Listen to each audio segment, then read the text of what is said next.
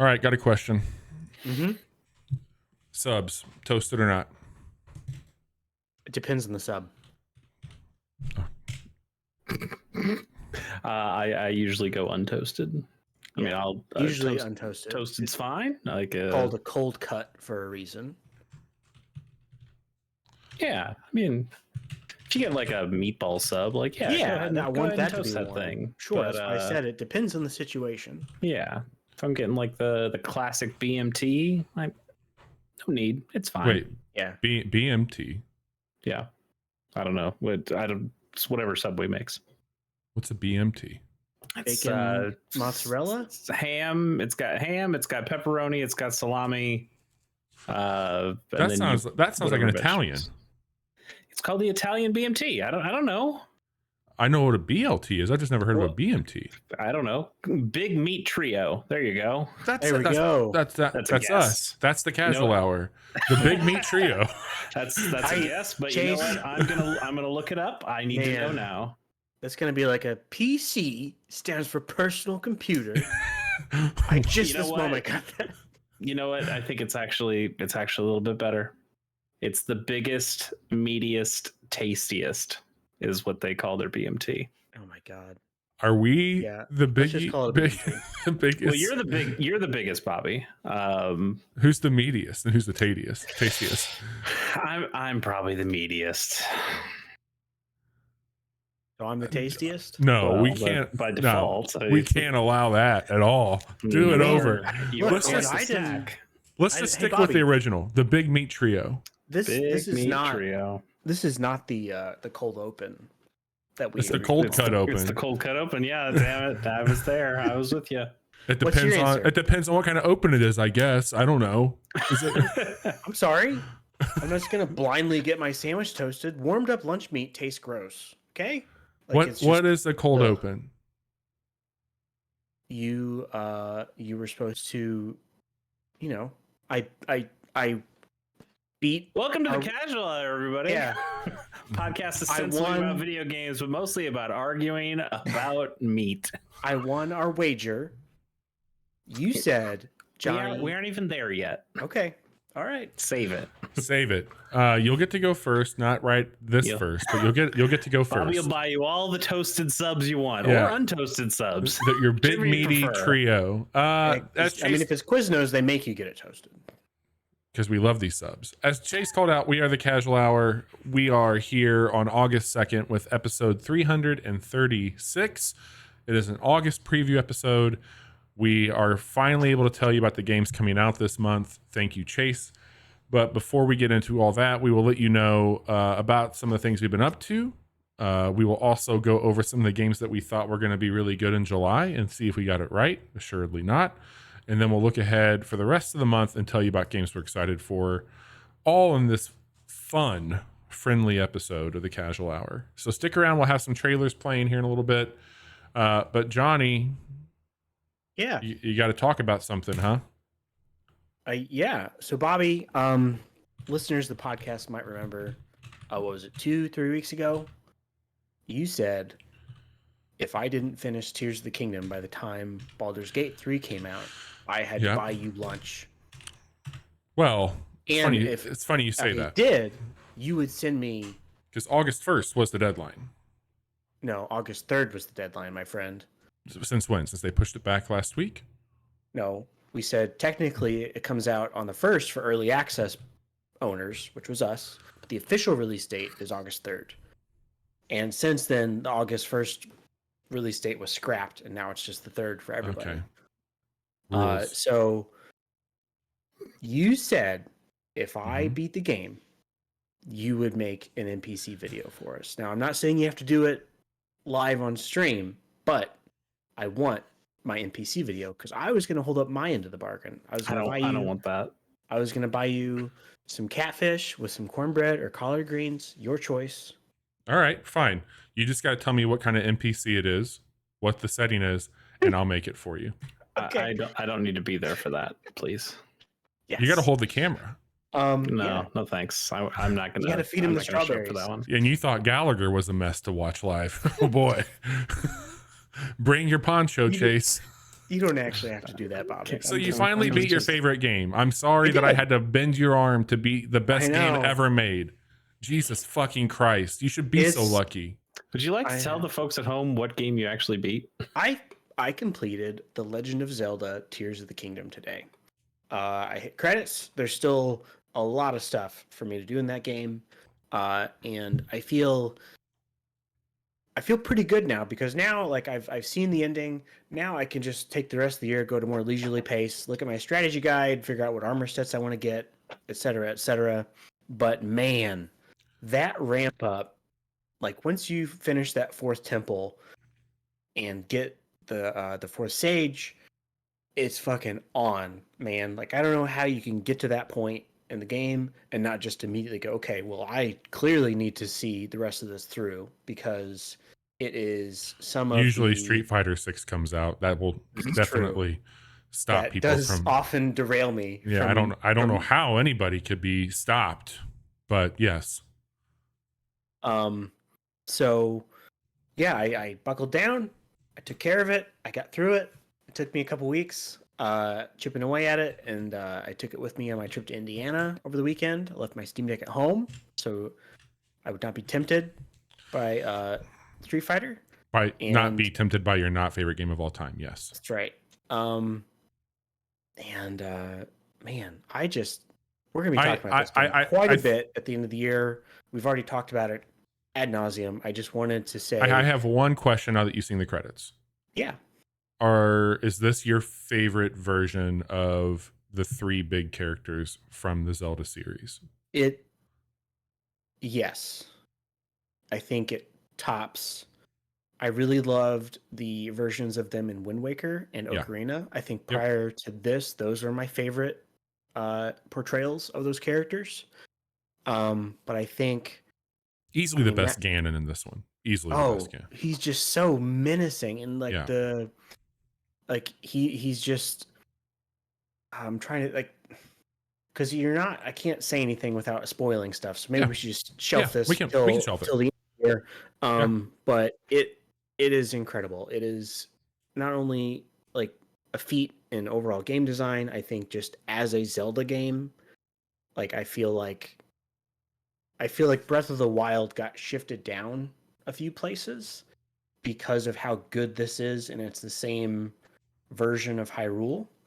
So now I think if I were to rank my top 4 or 5 Zeldas, it would be Tears, Ocarina, Wind Waker, Breath of the Wild, and probably Link Between Worlds or Link to the Past.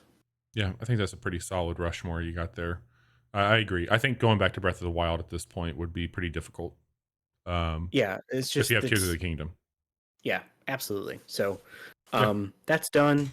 That guide is really nice. I didn't use it like too directly. It was like, okay, just where's the next place I should go? And then I would figure the puzzles and stuff out for myself. Some really good puzzles, I think. In that Super stuff. solid. And designing them in such a way that's still letting you figure it out and break it in a way if you want, using the skills, the powers that you're given. So yeah, just masterclass. I love this game. It's Awesome. so good. Glad you're digging it, man. Yeah, we're gonna be talking a lot about it at Game of the Year time. Yeah, maybe someday I'll finish it. I hope you do, Chase. You've already played way more of it than you did Breath of the Wild, right? I have more temples done. Like I've finished 3 instead of the 2 from Breath. I think I've clocked in at just at 100 hours in Tears. I don't think it's an incredibly difficult game to critical path. No, it's not. But like, there's also so much time just doing other stuff. Yeah, it's like that's the opposite of the way I want to play that game. I want to, like, when I was playing that game and really enjoying it, it was meandering around and going, oh, maybe I want to do this now. Oh, maybe I want to do this great fairy thing. Maybe I want to, explore the depths and try to find some more try to find the way to build stuff and have that library of the things you can build. Honestly, I'm sure it's great. but the actual story path is the least interesting thing to me about Tears of the Kingdom. And I'm sure it's great. And the parts that I've played so far that have had story in it have been great. It's just not the part that matters to me. So I kind of feel like I have a pretty complete experience with Tears of the Kingdom, even though I haven't finished it. So I guess, can we just transfer the debt to you if you don't have this done by December? I get. I'll buy you both lunch right now. I don't care. Okay. That was easy. Yeah. Okay. Okay. I lose. there we go. You both win. I'll All buy right. you lunch and All right. All right, Johnny. Thanks for finally beating that game. Looking forward to chatting more about it. We're going to keep the Nintendo love going here, and I'm going to spend some time telling you all that I think I'm a pretty big Pikmin fan, and I know we had a quick look of it.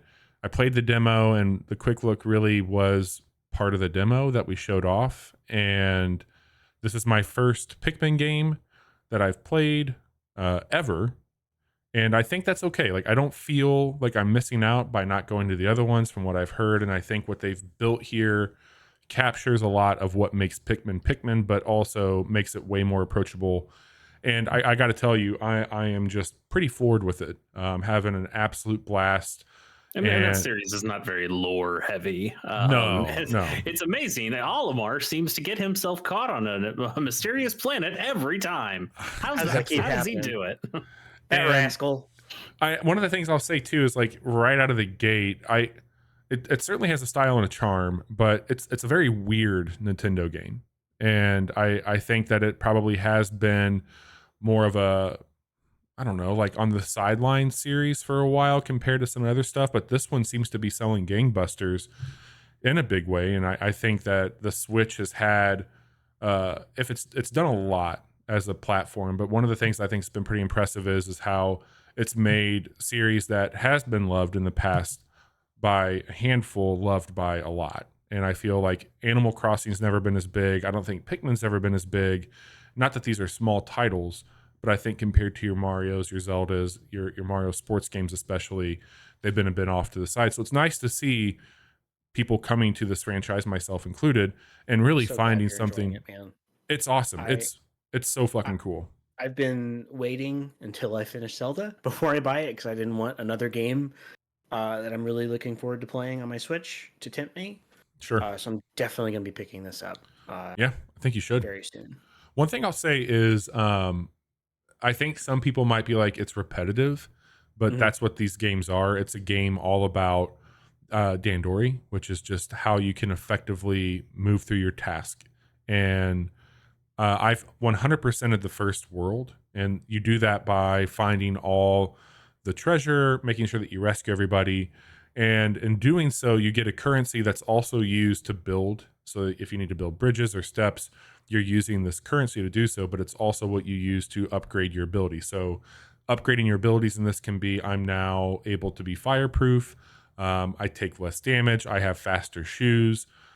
Your dog is able to go through all the elements as well. But there's like two actually that I think are pretty critical to pick up that have maximized my enjoyment significantly. So you have a home base that they let you move pretty freely throughout the level.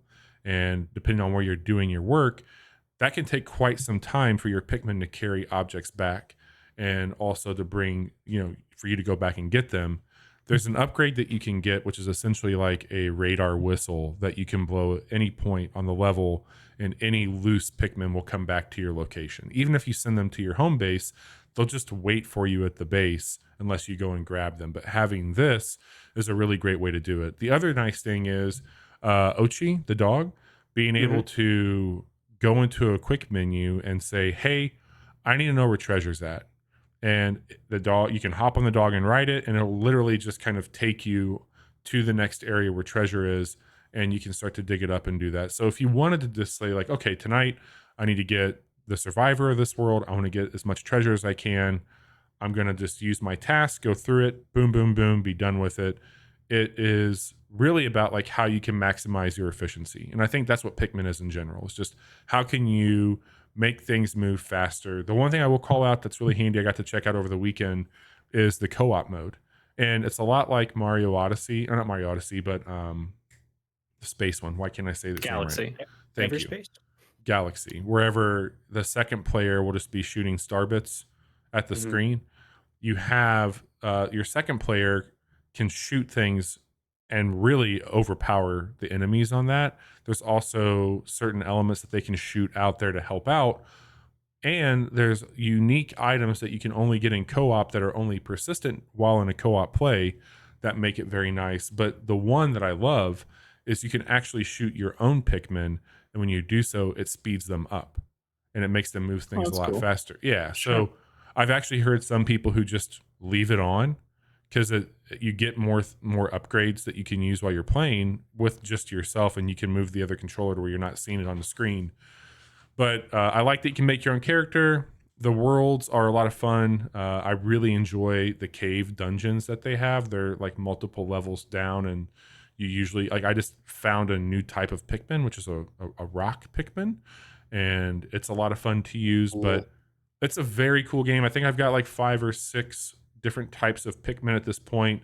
You can only they've made a lot of them. Like that first game, I'm pretty sure was just the red, blue, yellow, and then they've added purples and whites and rocks and icy ones, and now there's a glow in the dark ones. Like there's a ton of them. Bobby, how good are the Pikmin noises? Like they're very good. They're very good little creatures and friends.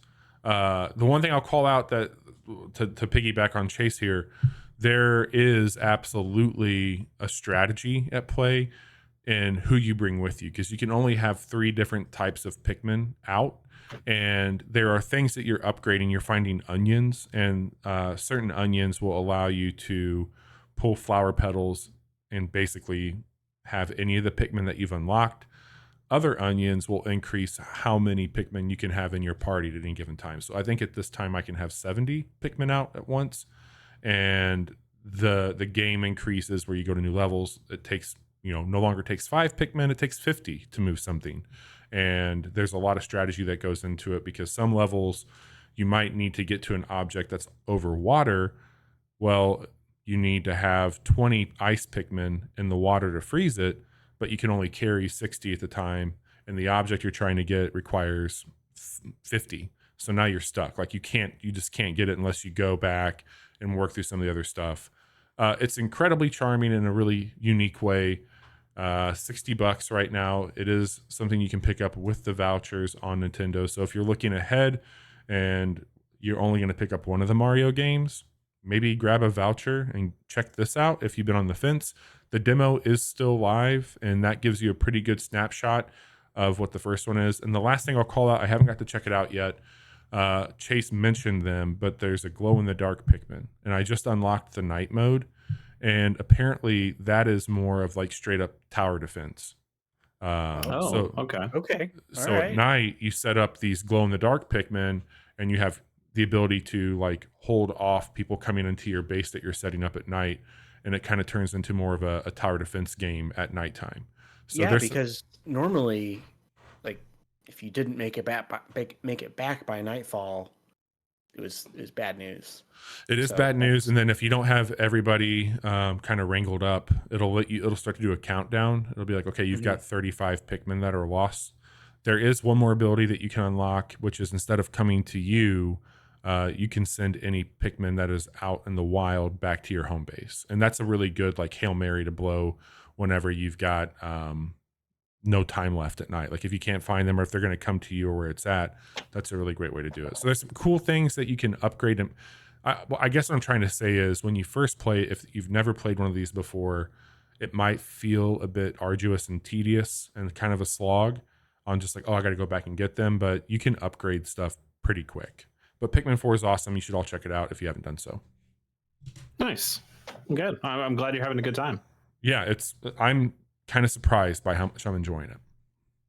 Very cool. Chase, what about you, my friend? What have you been up to? I finished Super Robot Wars 30 finally. It's done. We can. It's well, I mean, it's done. Ish, question mark. 125 hours was when I hit credits. There is like a post game thing. I don't think I'm really interested in doing the post game stuff. There's like I've already collected all the characters. There's not much else they can give me. But I thought that game was great. I wish it was shorter. It's certainly the longest Super Robot Wars game out there by a pretty big margin, but I still had a good time with it, even if it took me years to actually finish. But it's done now, and that's great. You're finally free. But unlike my other two co-hosts here, who are just these casual Nintendo Switch players, I've been playing games on the personal computer, like a real gamer. Here we go. It's PC Master Race, I guess. I finished Gunpoint, which was I talked about this last week, right? When I first started it. Yep. So I finished it now. Pretty short game. I think it really did just take me 3, maybe 4 hours.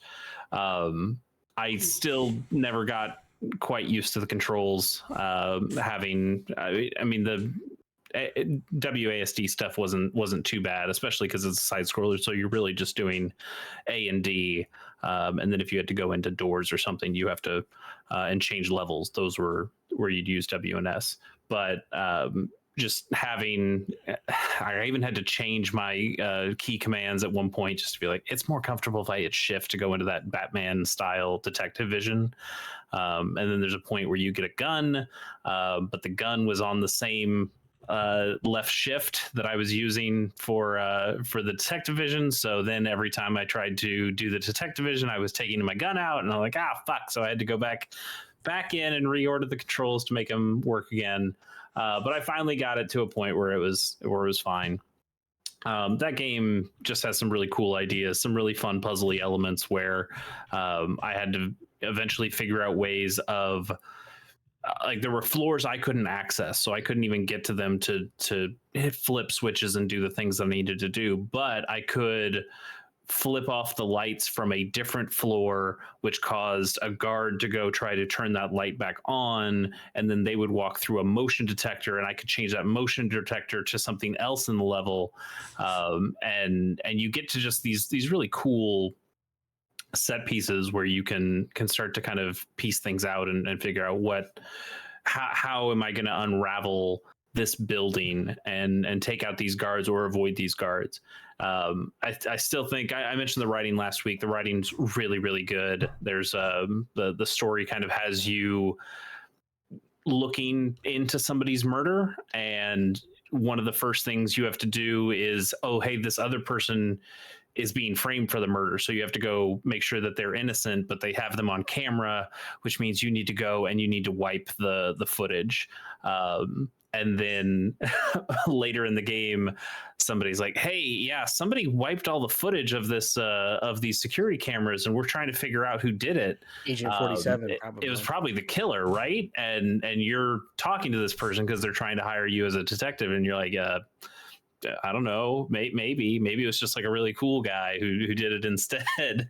And at one point, the game even gives you multiple points where you're talking to the chief of police, who's like, yeah, all the police are corrupt, and I'm trying to go to a detective instead to.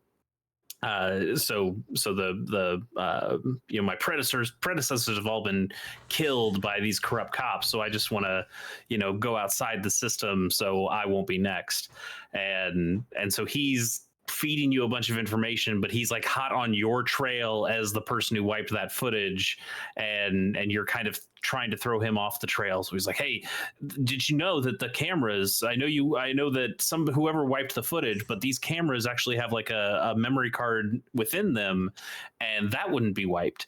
And so could you go in there and grab that memory card? And you're like, yeah, I can do that. So you go in, you get the memory card, and then you get the option. Do you tell him, yeah, here's the memory card, here's all the stuff that was on it? Or do you just tell him, yeah, man, he wiped that too. It's the craziest thing.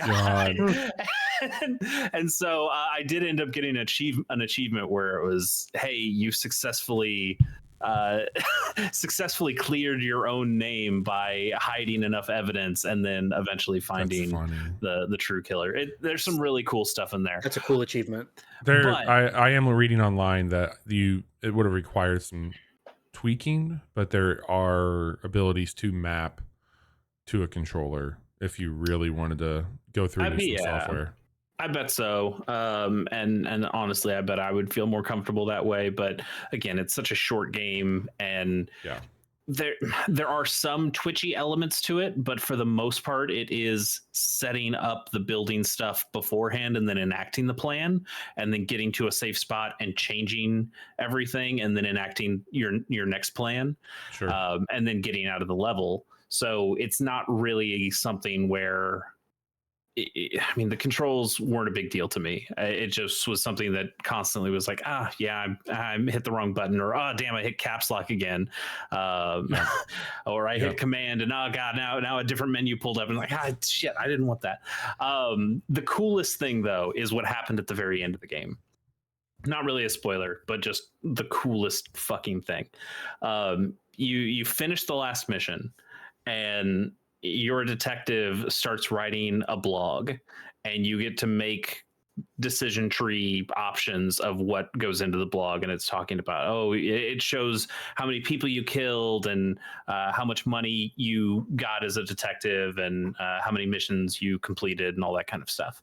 But then you get to choose as the detective of all this kind of film noiry, hard-boiled detective stuff that you're writing in your blog of like, I need to get out of this city, and the killing that guy wouldn't have been worth the stain it would have put on my jacket, and so you're writing all this, and then you hit post, and the game doesn't crash, but it just closes. The game automatically closed, and then I had Chrome opened up in my other screen, and a Chrome tab opened up, and it sends you to a link that is your exact blog post that you just built in the game, and you just get that as a blog post that you can then copy. Like in our note right now, I have it there. If you click on the gunpoint thing, you can see the blog post that I ended up making.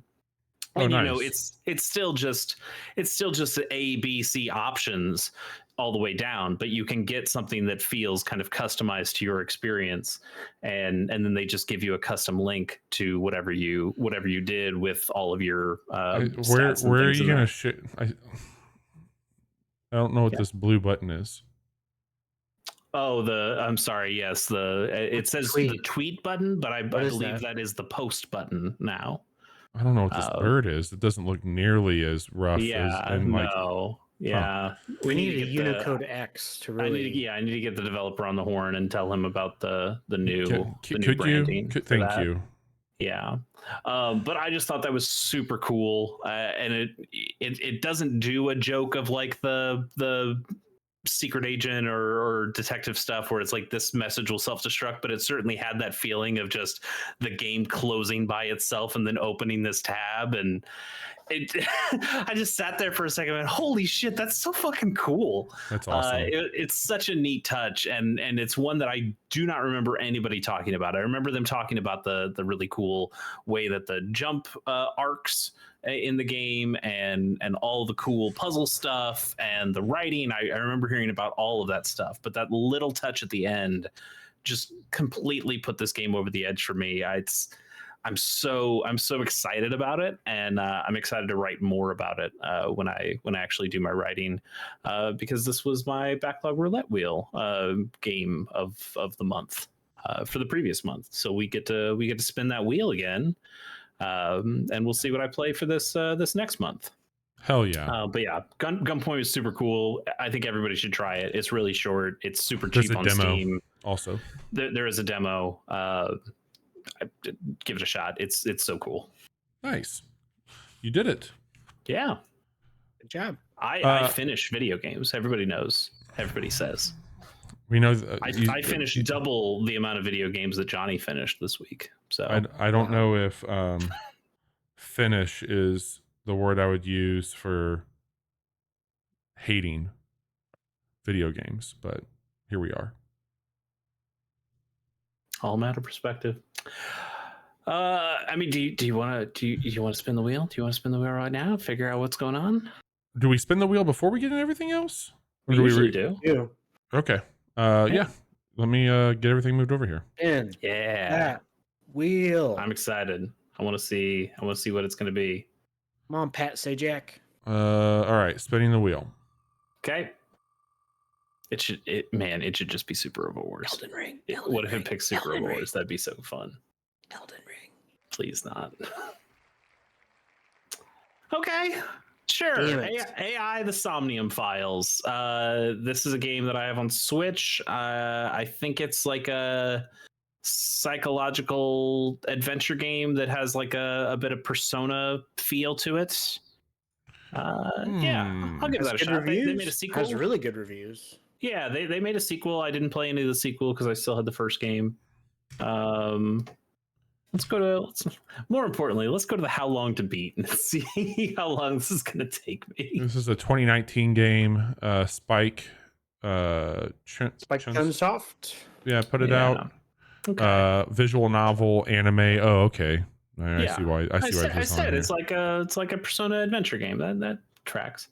You've got to type. How long to beat says about 27 and a half hours. So that's not terrible. Cool. We'll give that a shot. AI the Somnium Files. That'll be fun.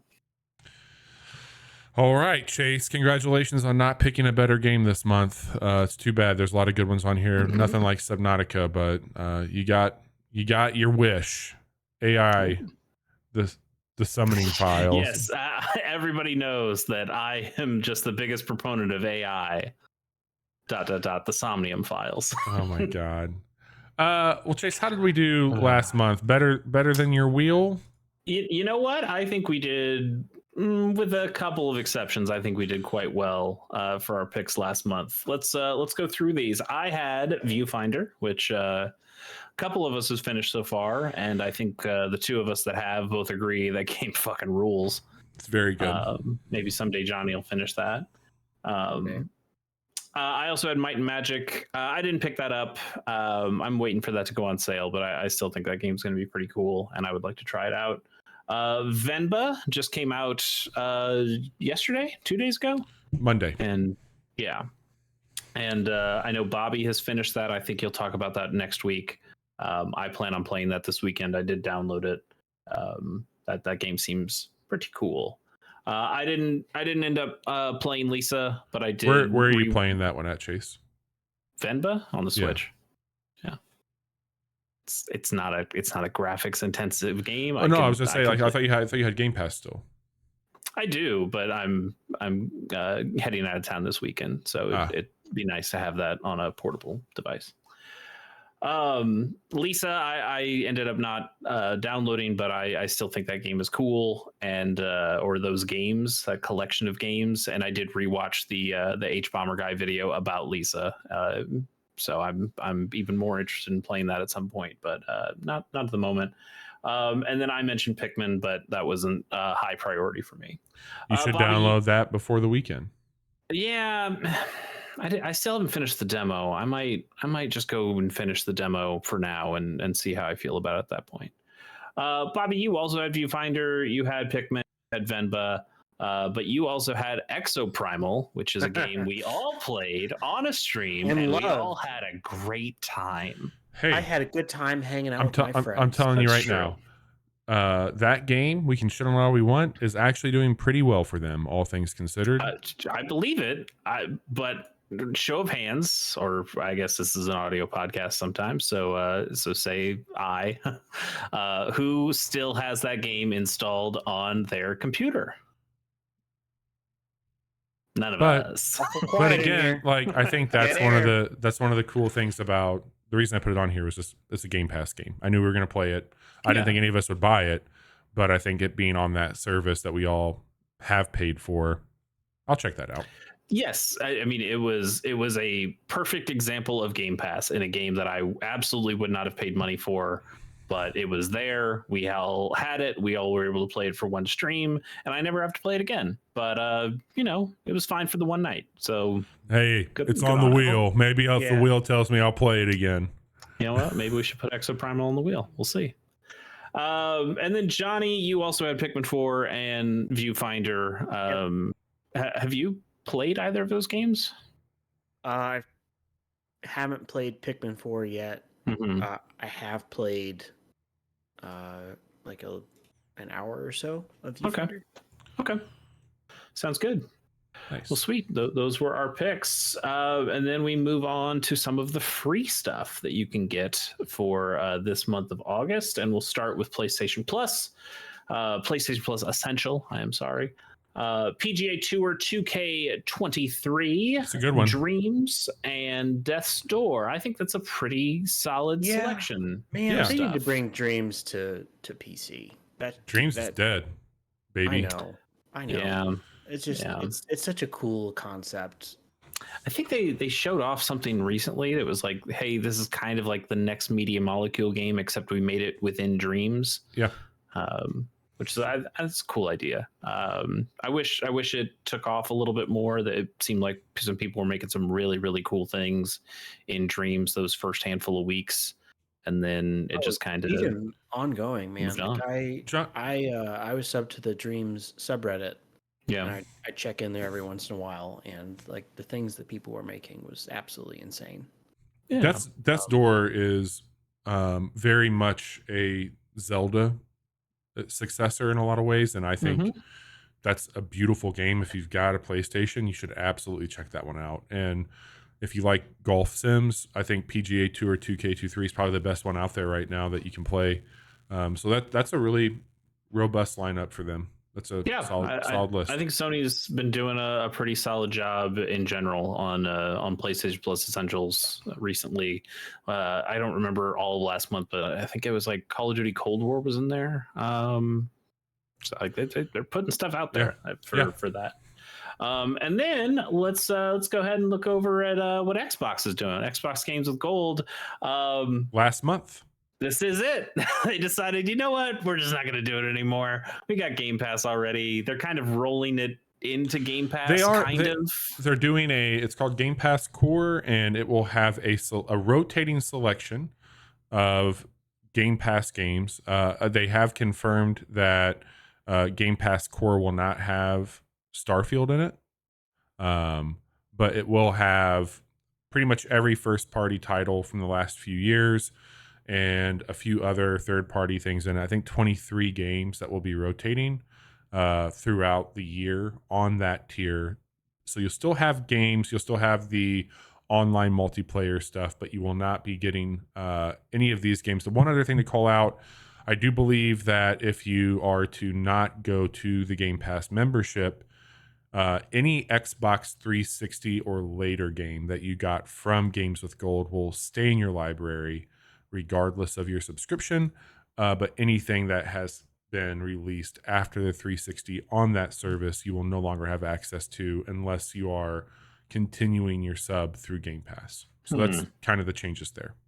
Okay. I mean, that's kind of a bummer if nobody wants to upgrade to take the games away, but hey, whatever. So it means they'll be missing out on Blue Fire, Chase. I mean, Jesus.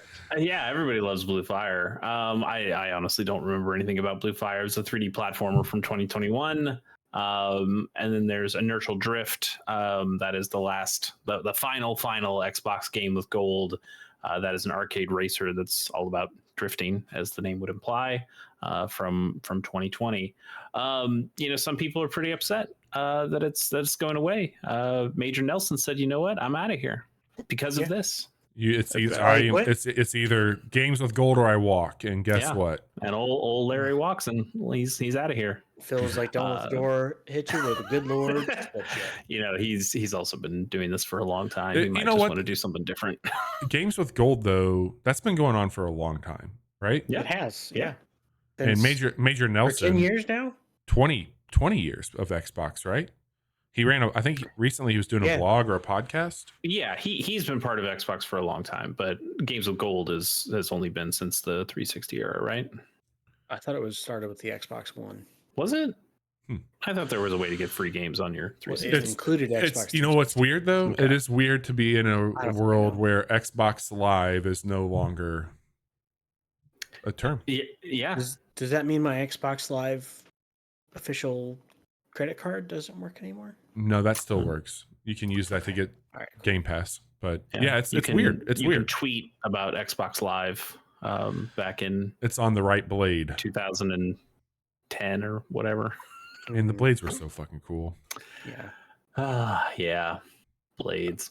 Anyway, let's move on to Game Pass, which there are many things Yeah. continuing to come out on Game Pass. Bobby, would you like to run down some of the things that we You can see got on it. Game Pass this month?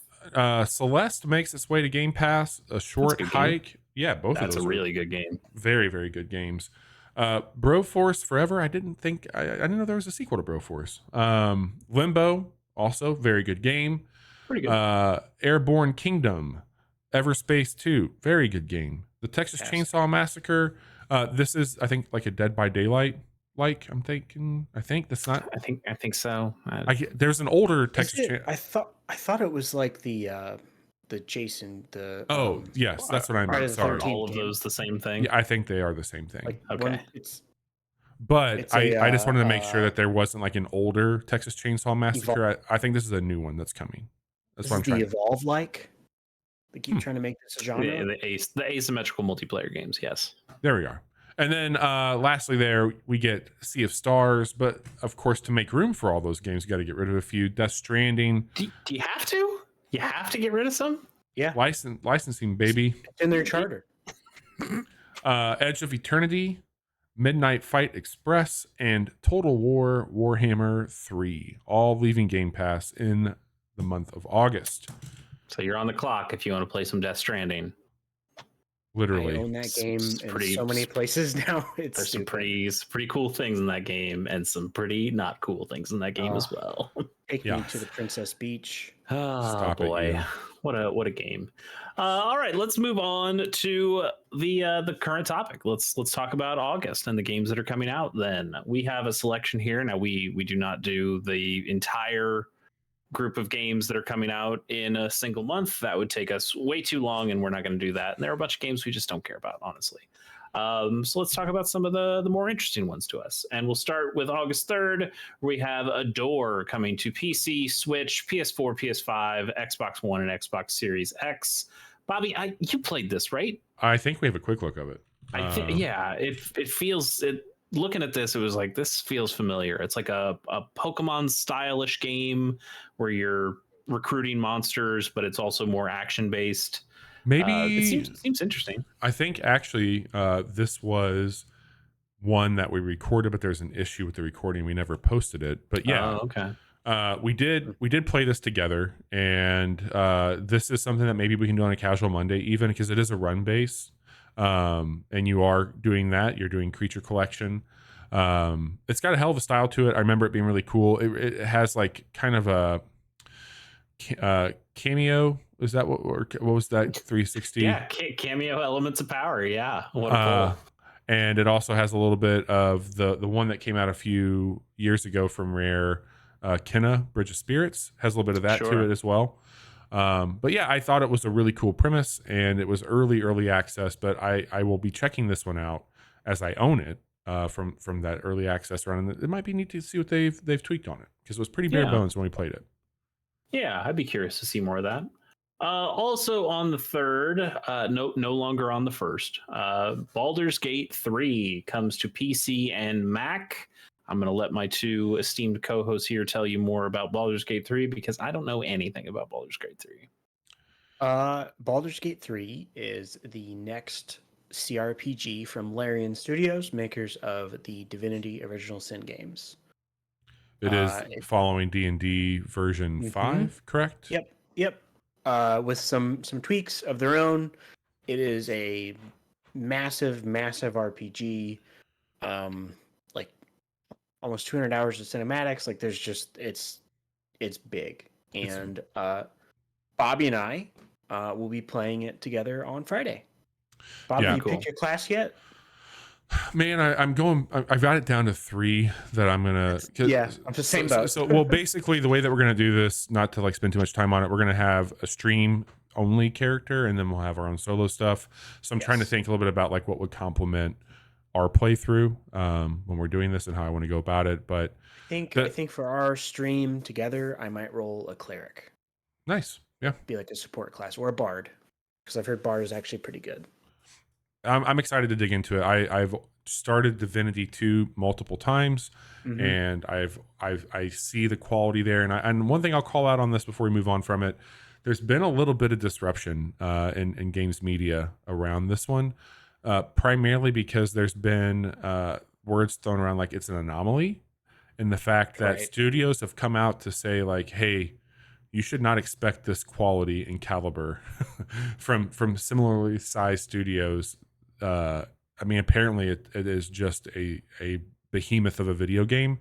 Multiple, like hundreds of endings, as Johnny called out, a level of polish, and you get everything right when it launches. They've done early access. There's no paywalls behind it. There's no ongoing battle passes. You buy the game, you have the game, you get the game, which is cool. I mean, they're probably still planning on doing DLC though, right?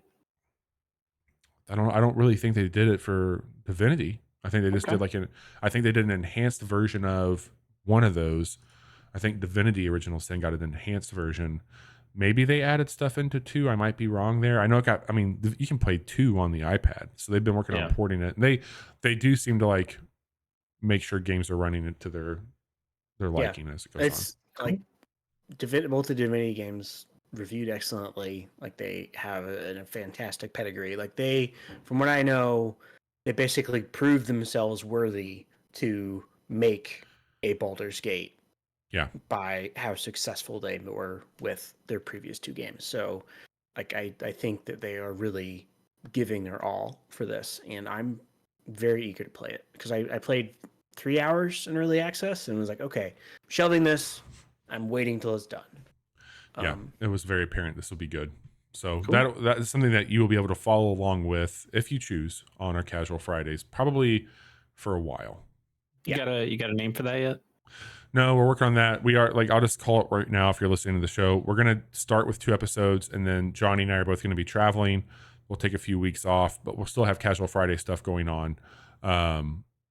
We just won't be back for a few weeks after those first 2 episodes of it, but we are going to have an actual this is probably going to be the thing that we ride the rest of the year out, unless something crazy drops. This will probably be this is going to take some time. Cool. And the yellow M&M is in this game, so that's cool. He is. J.K. Simmons is. Yeah, he is. He is. That's right. I forgot about that. Very cool. Not actually the yellow M&M. That, you know what? That'd There's be a pretty mod. cool, though. There's a mod coming. Anything not made better by J.K. Simmons being there? I don't think so. Yep. Let's move on. Also on the 3rd, Black Skylands is coming to PC, Switch, PS4, PS5, Xbox One, and Xbox Series X. I just think this game looks kind of cool. It's top down, open world, sky piratey stuff, but you're doing stuff on your ship. A grapple hook. Yeah, it's like it has ship combat, so it's kind of a little bit like Assassin's Creed in that way. But then it also has these on-foot sections where you are being able to jump off your ship, go on these sky islands, and grab loot and stuff. This looks awesome. It looks cool. It reminds me a little bit of Chained Echoes in that way of, hey, you kind of have these 2 different modes of play, but it is an RPG, even though Chained Echoes didn't have anything as sophisticated of like the sky piratey. If they pull it back up here, the head animation by your health bar is so fucking cool. That looks so good. Yeah, it seems neat. It's got a bunch of crafting shit in it too, so Bob's gonna like it. Oh man, I did not know that this was a thing. Yeah, it seems pretty neat. Is it? Yep. Part of me is scared that I don't want to play this, but the other part of me is like, yeah, it does look pretty fucking cool though. Maybe I should give that a shot instead. That seems like a really cool game to play in handheld. Yes. Yeah, I can see that, and it is coming to Switch. It is coming to PC, so you can play it on your Steam Deck. There are options out there for you. Maybe one I'll consider picking up. What's it cost on Uh, early access, Johnny? $20. Okay, Not bad. nice. Moving on to the 5th, we have Paper Trail coming to PC and Switch. This is a puzzle game where you're kind of like folding the level, like you're folding like the map down, and then you're able to see different things on the back side of the map that correspond. It's very similar to like Carto. Was that game that kind of did that. That was more about like taking sections of the map and putting them in different places, whereas this one is folding and bending and things like that. I can't remember the name of it. I'm trying to look it up right now. There's an iOS game where you have to basically like cut and move land. And it's not a one-for-one copy here, but I'm getting a similar vibe. I'll see if I can find it. But this looks very cool. Yeah, I mean, it seems it's got like some similar vibes to some of the things that something like Viewfinder was doing, where it was, oh, hey, think about level design in a different way, change your perspective on some of this stuff. Monument Valley. Yeah, there's certainly some Monument Valley stuff in there as well. Seems like a really neat idea. It's going to be out again, PC and Switch, so out in some places where people are going to play it. I think it's worth trying. I always meant to play Carto because Carto seemed pretty sweet. Carto looks very cool. Yeah, so try both of those games. On the 8th, we're finally getting WrestleQuest coming to PC, Switch, PS4, PS5, Xbox One, Xbox Series X, iOS, and Android, coming out everywhere. Game looks good. Looks good. Looks cool. I know it's not the same thing, but I'm hoping that this can kind of wash the taste of Sports Story out of my mouth a little bit. And you and I played that demo, and I think we both walked away from that demo having a pretty good time, if I recall. Like we both liked that quite a bit. I mean, it is a turn-based strategy game, but it is like it seems like it has a lot of really cool, kind of like Paper Mario style moments where there's a lot of like context-sensitive action stuff that you do within the actual. It's very silly, fighting. Also very silly. It's got some licensed wrestlers in there. You got Macho Man, you got Jake the Snake, Andre the Giant. It's got some people. Yeah. And it does a good job of paying tribute to them too. Like if I remember from the demo, there was like statues and shit, and like they definitely, as goofy as this shit is, they pay some respect. And it seems like those are also going to be your summons. Like you can get Andre the Giant. He comes out and he just lifts the stadium, lifts the ring, and then slams it back down. Anybody want a peanut? Does a bunch of damage, or like Hawk and Animal come out and they do the Doomsday Device on the opponents. Just really, really cool. Seems like a nice love letter to kind of that era of wrestling, and I'm excited to give it a shot. I don't mean this to be disparaging against WrestleQuest or Game Pass, but this seems like a ripe for the picking Game Pass entry if I've ever seen one. Like this seems like it would have been a good fit there. Yeah, but I'm excited for it. Yeah, I mean, it also gives me like some Eastward vibes. Just in, hey, it's a pixel arty RPG style game that has some inventive ideas to it. Pretty neat thing. On the 9th, we're moving on to 30XX for PC and Switch. With a name like that, this is a Mega Man style game. It looks like it. Another kind of one of those, but the neat thing here is this is a co-op game. Like that's really the thing they're pushing with this one, is that fully co-op Mega Man sounds pretty cool. You've got like the one that's more like Zero, who uses some blade stuff. You've got the one that's more Mega Man, that's blue. The Blue Bomber. Yeah, absolutely. So the co-op stuff seems really neat. It also has a bunch of other modes in there too. Roguelike mode, and then there's also a level editor.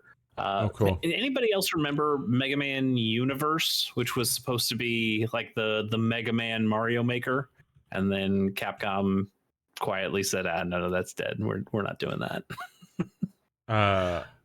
I don't know if I remember that or not. Okay, they showed off they had like the Mega Man 1 North American box art guy in there, as well as like a playable character in that. It was a while ago. But this just reminded me of that, with having like an actual level editor for Mega Man games. Seems kind of neat. There's a handful of different games out there that are doing this kind of thing, but I was just impressed with the production values of this one, and I thought it'd be pretty cool. I was trying to see if it had crossplay. I don't know if it does or not between. Oh yeah, Switch that might and be PC. asking a little too much. But yeah, seems like a cool thing. Yeah. On the 10th, Atlas Fallen is coming to PC, PS5, and Xbox Series X. I looked at this trailer and I thought, this feels like a game people should have been talking about, or I should have known that this thing was coming out. I just watched a trailer for it the other day. I don't know. It looks cool. It does look cool, but I kind of put it like, for some reason, I keep going back. There's a few games that came out in the last several years, Outriders being one of them. There was I think Gearbox put out one that was going to be like Melee only, but like it was supposed to be Destiny, but Melee. That game didn't do very well at all. No, but I could be wrong, because I think this does have way more of a production value to it than those games. But I just kind of feel like it maybe is in that category. I could be wrong, but I don't know.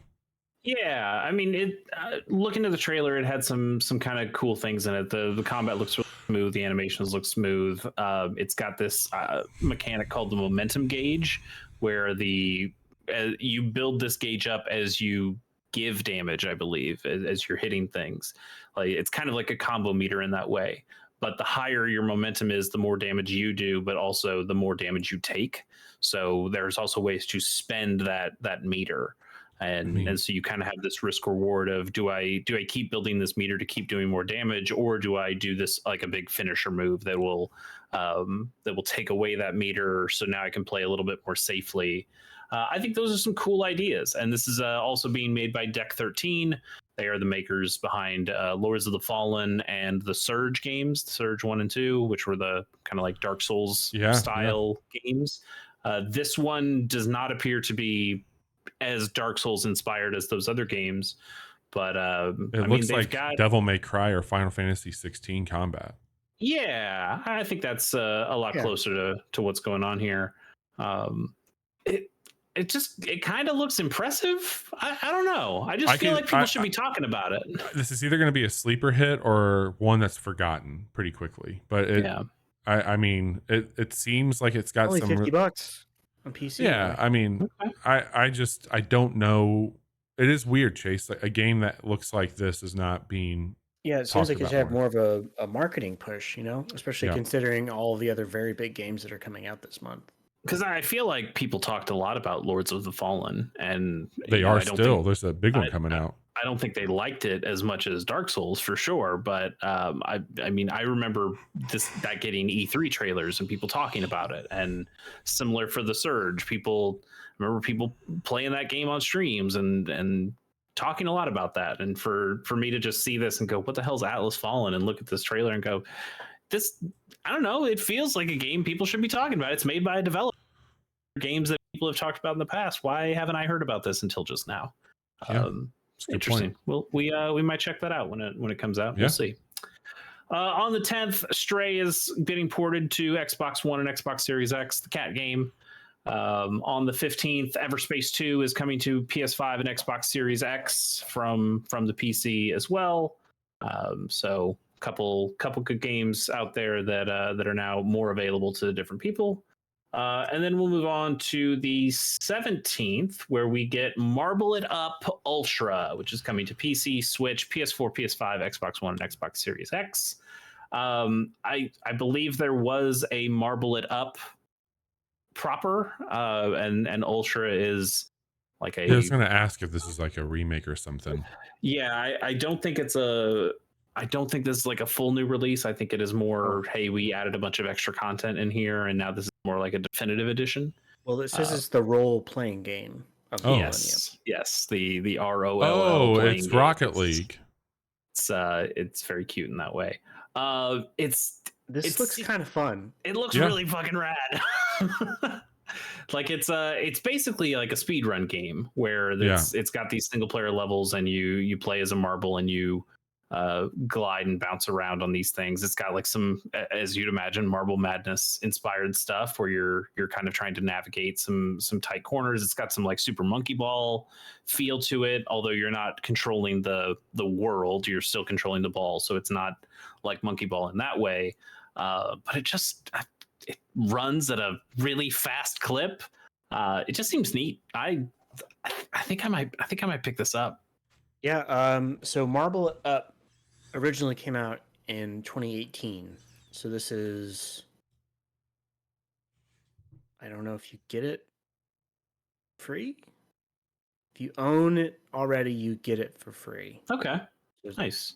But interesting. did it come out for? Was that just on PC? Like it might not have been on these other consoles. Let me check. Okay. No, it's available on Switch, PS4, Mac, damn. Xbox. Okay. One. Well, shit. I feel bad that I missed it the first time because this seems rad. I would like to play this, and I think I will.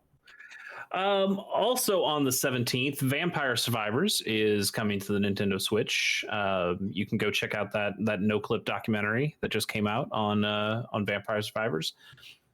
Pretty good, and that's a pretty good game, and I think it'll work pretty darn well on the Switch. Yeah, totally. They keep adding more cool shit to that game, and I saw a director's cut getting teased today that they said blows all the content out of the water that they're going to put in that. So apparently there's something coming more with it. That game's just gotten so much content. It's getting insane. a TV show. Is it really? Jesus. A Netflix TV show. Oh boy. Okay. Or a movie. Well, I can't remember. It's getting one of those. That's for sure. It was very funny in the documentary. The lead developer was talking about it, and he's like, "Yeah, it was just like an asset pack that was out there, and I thought it was kind of cool, and I just picked up these assets, and then obviously they've continued to build on that as they've made it, but it was." The vampire stuff seems to be relatively incidental of just, oh yeah, I picked up this asset pack and then I started building around the assets. And I thought that was neat. He just kind of had this idea and then kept building upon it and taking the inspiration, and there you have it. This game that is taking the world by storm. It's funny. On the 18th, Bomb Rush Cyberpunk comes to PC and Switch. This is the kind of a Jet Set Radio style looking game. I don't think there's any kinda about it. I think this is no kinda. But this Sega, is a fine. I'll do it myself. Exactly. Sega sure ain't making a new Jet Set Radio. So somebody else has gone out there and decided we'll do it instead. And I think it looks fucking cool. Just looks nice. Yeah. It's got a good style to it for sure. Yep. Definitely a lot of your parkour-y stuff. You get your graffiti stuff. The like character designs and fashion stuff is very absolutely 2000s. Yeah, it's like even the like look at that fucking logo. That just I know you can just see it saying Jet Set Radio Future 2 and no one would bat an eye. That's really cool. But also on the 18th, guys, video games are back. Finally, we've been waiting. We've been waiting Put it all on the list. year for video games to get here, and now they finally are back. It's Madden NFL 24 coming to PC, PS4, PS5, Xbox One, and Xbox Series X. Okay. Tell me about Sapient technology. Yes, I would love to tell you about Sapient technology. Here's the shit about Madden. I think none of us really give a shit about football in general. Johnny likes football, but that's the soccer one. Kind of different thing. What I love is trailers like these. This has brought me so much joy and so much life. Sports game trailers used to do this all the time, where they would show you the new game and then they would talk trash about the game that just came out last year. Yeah. And they'd be like, look at the way this guy tackles. fucking shit, right? Well, this year we've got Tackle 2.0 or whatever the fuck. And it was beautiful. I just loved the way they talk shit about their own game, just to show you how things have gotten 2% better this season. It's incredible. I love it, and I feel like that died a while ago, and I missed it terribly. And this trailer, it's like a 5-minute trailer, and it's perfect. It's everything I could ask for. It is so good. So yes, technology. Ton of new dumbass technology things here. Yes, the sapien technology, which I think is more of just like, hey, we made like the skeletons, like the bone structure of the characters better. So like what you're seeing now is like, oh, they're able to make more realistic poses because they're based on better like in-game skeletons. Oh, they added heavy. Nice. Yeah. I can't wait till next year where they go, yeah, we only had last year. Weird, right? Who would do such a thing? Who would be so lazy? Now we have 8 body types. I don't know, just some shit that's gonna happen.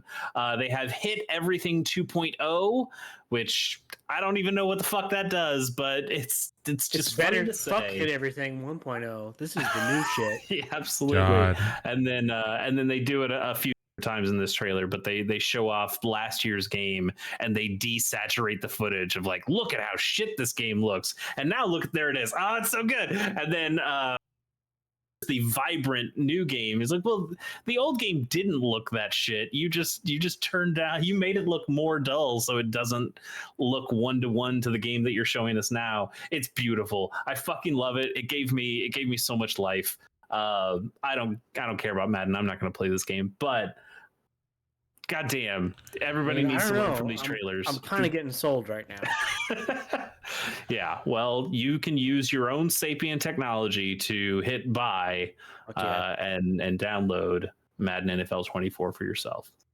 Meanwhile, on the 22nd, other people are going to be playing Immortals of Avium. We'll go with Avium. This is the same thing that we watched earlier, but in first person. Kinda, yeah, a little bit. First person magic shooter. I don't know. The actor looks a little bit like Dave Franco. I'll tell you what, I'll eat my words if I have to, but I think this is going to get shit on pretty heavily when it comes out. So this is very funny to me because Destiny's not in a really good spot right now. A lot of people are not happy with Destiny. I know that's not news to either of you guys, but the Destiny community is not very pleased with the game. What? So the Destiny YouTubers that I follow, I don't think it's not so much that the writing's on the wall, but I think they're just kind of trying to put out feelers of like, if this whole thing goes under, what are we going to go to next? What could we transition? We need to like establish our foundations. And you did see that with that Gearbox game that ended up being total garbage and nobody wanted. But I've seen some people talk about like Remnant from the Ashes 2. They certainly did that with Diablo 4 of like, oh, here's your best builds for Diablo 4 and what to get excited for the next season. And this one, I have seen some kind of preview coverage from these same kind of YouTubers of like, I don't know, it could be a Destiny killer, and like it's not out of here. But I mean, you just need to plant those seeds. I get it.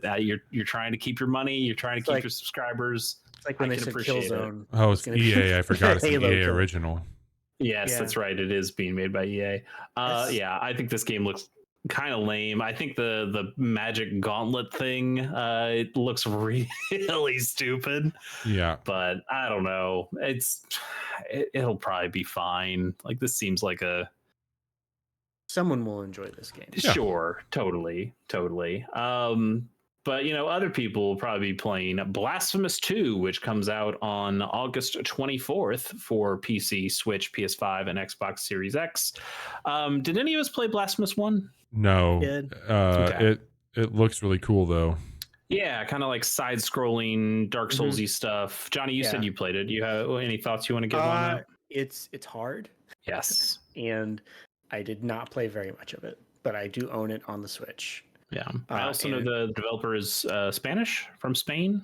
And I think that makes sense because the imagery is extremely Catholic. yes, Like very.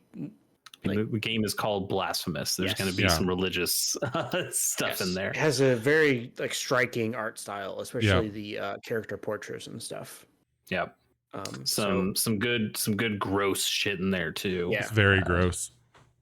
Really just well done pixel art. Gross Yep. pixel art, but well done. mhm. I think the difficulty is probably something that's going to keep me from playing it, but I do have a certain affinity for these kind of 2D Souls-like kind of games. Even if none of them have hit for me, I still think it's a cool I'm idea. glad they're here. Yeah, Yeah. glad they're still trying. And the original Blasphemous, I think, was like a surprise sleeper hit, and so cool that it's getting a sequel. And I hope it's just as good, if not better. Yep. On the 25th, though, Hell yeah. Armored Core 6: Fires of Rubicon. Mm. So Hell yeah. if you so really want your fucking cool. soul shit, go to Blasphemous 2. But if you're looking for the next thing from then you get an Armored Core. And guys, I gotta say, fucking rad. these graphics look a little bit dated. I think they should move to Unreal Engine 5. But other than that, I think it looks pretty cool. Yeah, I'm excited. I actually got this one pre-ordered this week. I got a little Steam cash for my birthday and said I am going to go ahead and grab this one, and I'm Nice. excited to check it out. And I'm joking. Obviously, I think the game looks gorgeous. That was a little humor for the backlash. Yeah, okay. Just making sure. Just making sure. I think I'm gonna have to see like what it's running at, but this feels like one I want to play on my big TV downstairs, so I might pick this up on PS5. Yeah, I mean, I'm gonna play it on PS5 just because I'm me. And Yes. then that's just the thing I do. I'm jazzed. I'm excited to be jazzed about a From Software game. I'm excited to be jazzed about an Armored Core game. I remember looking at Tips and Tricks magazines, and I didn't give a fuck about any of the stuff in those magazines until like the last two sections. And those two sections were one, the pixel puzzles, where it was basically just like, oh, here's like a little frame game that you put your stuff into, very similar to like a Picross thing, and then it would make like, oh, this is Link, or that's Mario. And then I remember taking those pictures because they were all pixel based and putting them into Animal Crossing and making custom t-shirts with them and thinking that was the coolest thing in the world. But then the section after that was I forgot even what the section was called, but it was the Armored Core section where people just like submitted their builds, and you got to see the builds. You got a little photo of the robot.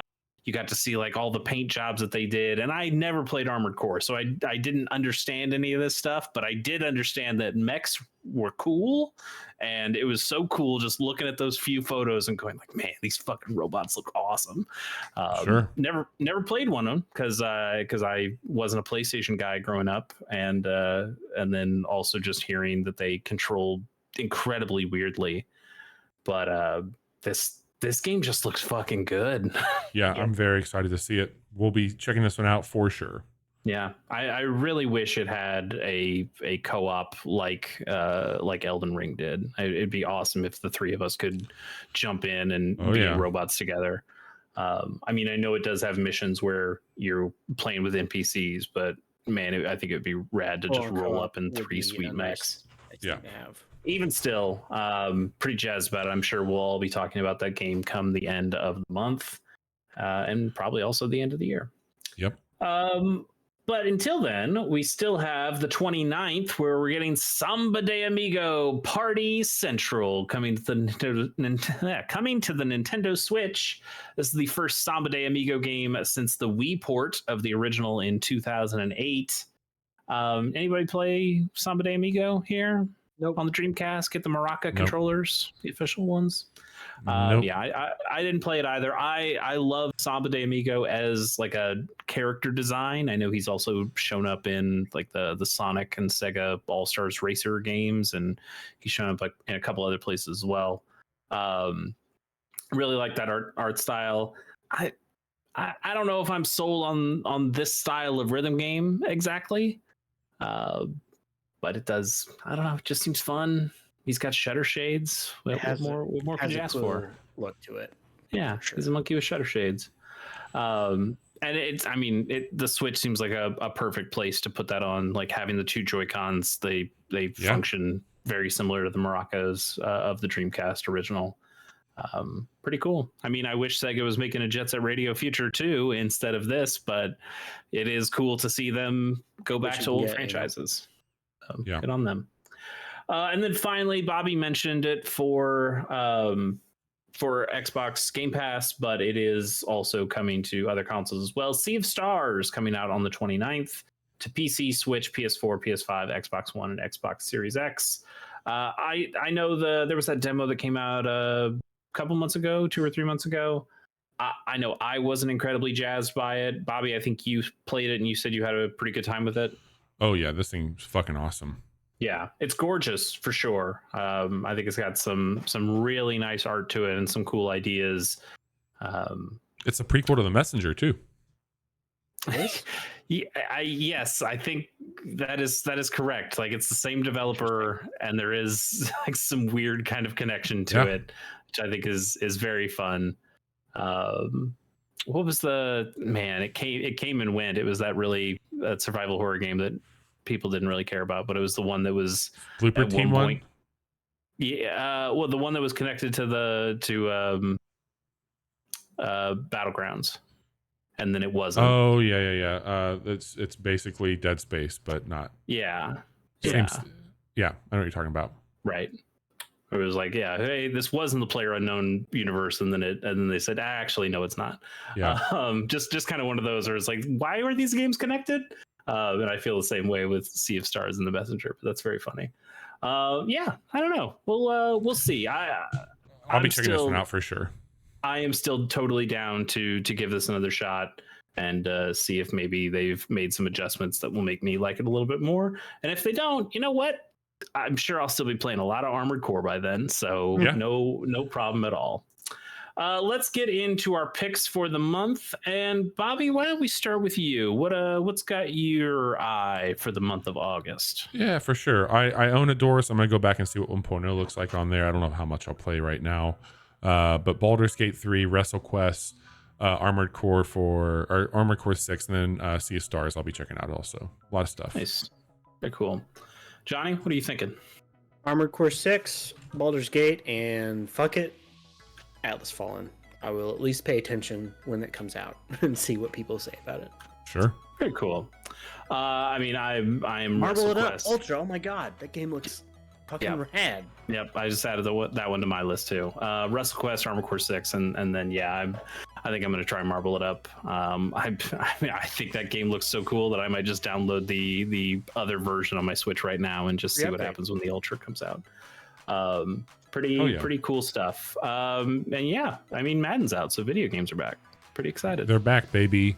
Good time.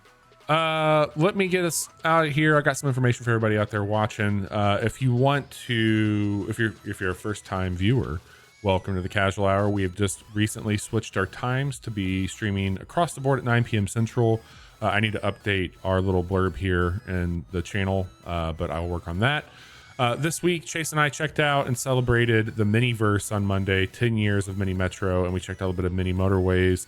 Both of those games continue to be fantastic, and they had a bundle of those on sale for a while to celebrate 10 years, but go check out Dinosaur Polo Club. They've got 2 fantastic puzzle games on mobile and on Steam, and I think Switch at this point in time. Also, I might be wrong. They might not be on Switch, but I don't think they're on Switch. Okay. Driftwood, we have a quick look up for that. That is an early access longboarding arcade game featuring a sloth.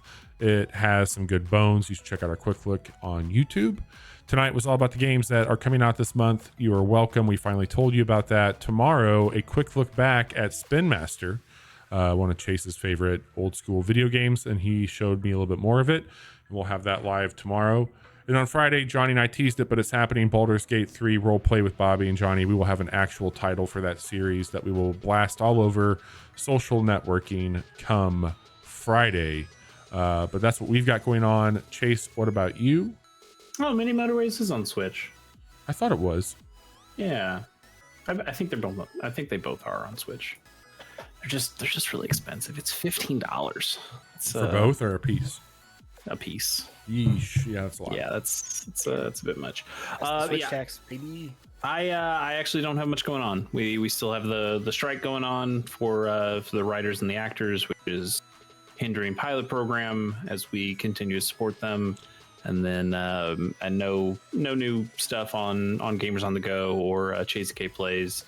Maybe soon on Chase K Plays. I really do want to get back and finish out SteamWorld Heist and then get to the other game. But yeah, right now we got plenty of casual hour content going on, and the backlog roulette wheel has been a lot of fun. You know what? That's something you can do. You can go and read my thoughts on Codename Steam, the last backlog roulette game, and read those thoughts there at gamersonthego.com, and then be looking forward to it relatively soon, probably within the next week or so, where I'll write something about Gunpoint before moving on and playing AI the Somnium Files. So Sounds go great. check that out. We will be back Friday with Baldur's Gate 3. Thank you all for watching. Like, subscribe where you can, and we will be live again Friday. Take care.